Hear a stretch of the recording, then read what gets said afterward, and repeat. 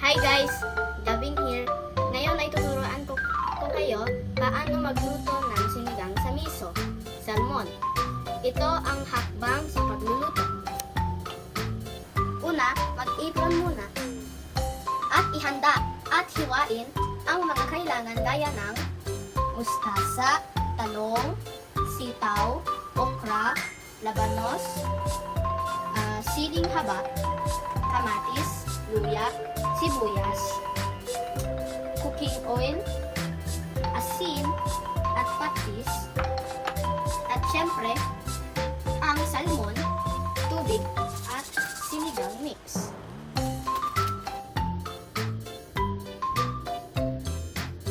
Ikalawa, ihanda rin ang kagamitan gaya ng malaking kawali, sandok, at gasol. Ikatlo, painitan ang malaking kawali.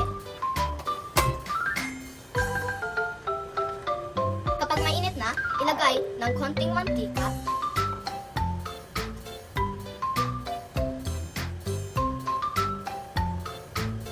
Ikaapat, ilagay ang luya.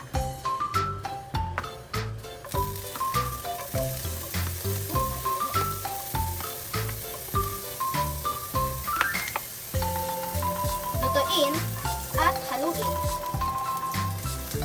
Isunod ang sibuyas at kamatis. Haluin at lutuin ng ilang minuto. Ikalima, lagyan ng tubig ito.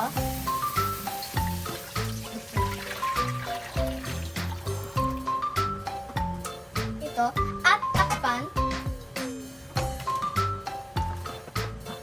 at hintayin itong kumulo.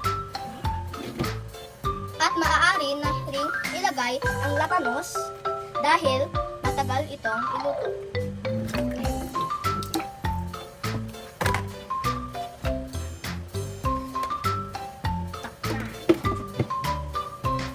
Ika-anim, kapag kumukulo na, ilagay ang sinigang mix na miso.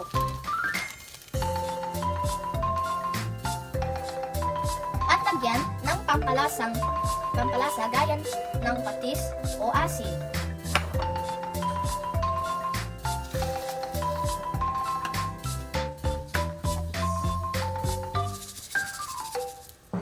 Ikapito, saka ilagay ang isdang salmon.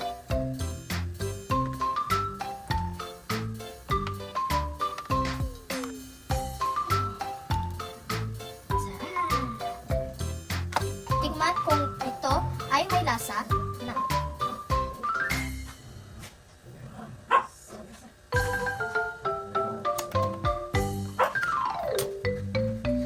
Ikawalo, ilagay ang mga gulay gaya ng talong,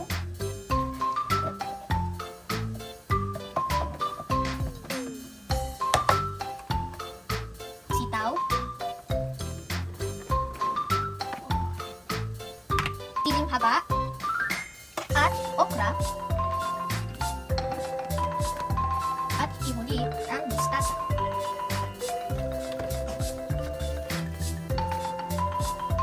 Kasyam, takpan ito upang maluto ang mga gulay. Ikasampu, kapag luto na ang mga gulay, ay maaari itong isalin sa bowl at pwede ikain. Patayin ang kalan.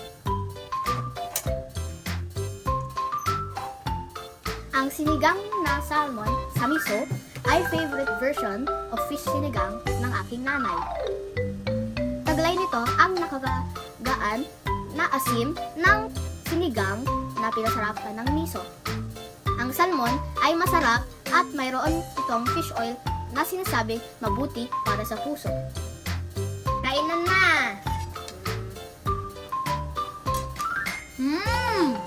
Ang sarap! Thank you guys! Bye!